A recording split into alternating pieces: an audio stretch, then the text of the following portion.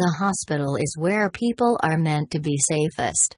There, doctors provide them with the care and medication that they need to get better.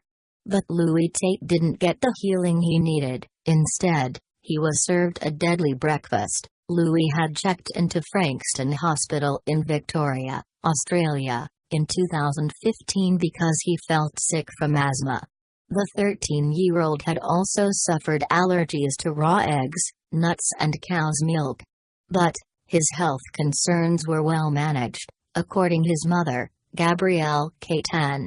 Although Louis was only a teenager, he had an anaphylaxis action plan.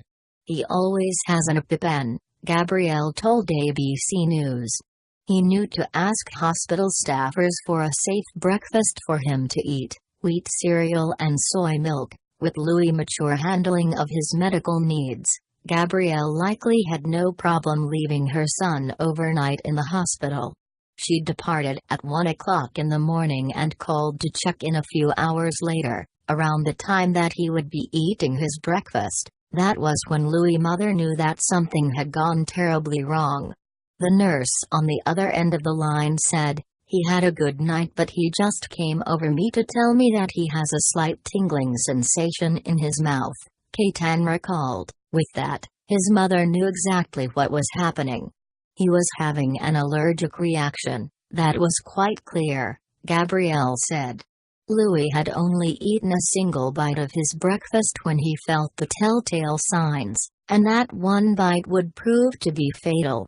From the moment Louis' lips began tingling, the 13-year-old's condition got worse extremely quickly.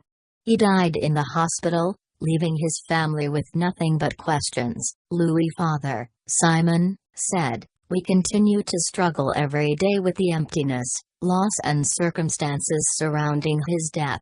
But the family had a suspicion that their son's breakfast was to blame for his quick, unexpected passing. "We strongly believe that Louis' death never should have happened.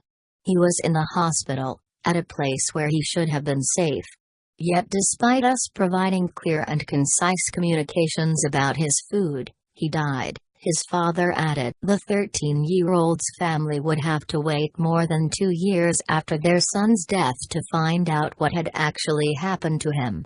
During the inquest, they learned some upsetting details about the hospital's handling of Louis' allergies. In December of 2017, the nurse in charge of Frankston Hospital's children's ward, Helen Hutchins, admitted that Louis' allergies hadn't been written on the kitchen whiteboard as they should have been.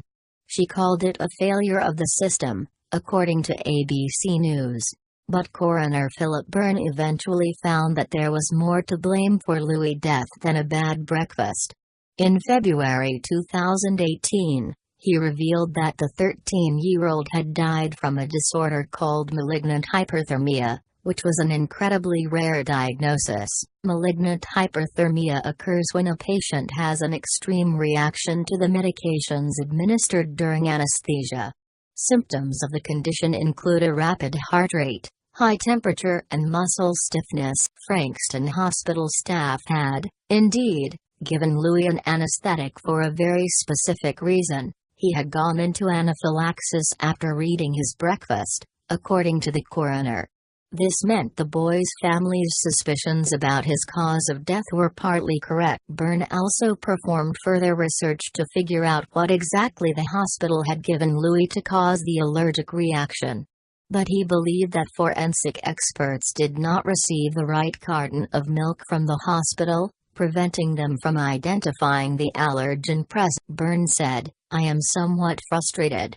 Whether it was mistakenly cow's milk in the glass or some other contamination due to dairy product, regrettably I am unable to determine." Still, the family felt vindicated by the coroner's findings. "Ultimately, we know that if he hadn't had breakfast he would have been back home with us and we wouldn't be here," Simon, the boy's father, said after hearing the results of the inquest. He and Gabrielle did have one problem with the coroner's findings, though. Although Byrne had, indeed, pointed out the hospital's poor food handling procedures, he did not make any recommendations for improvements in the area. Louis' parents wished he had. But the coroner said that he didn't need to. That was because, in the wake of Louis' death, the hospital had revamped its food handling guidelines. The coroner believed that they were now thorough and appropriate.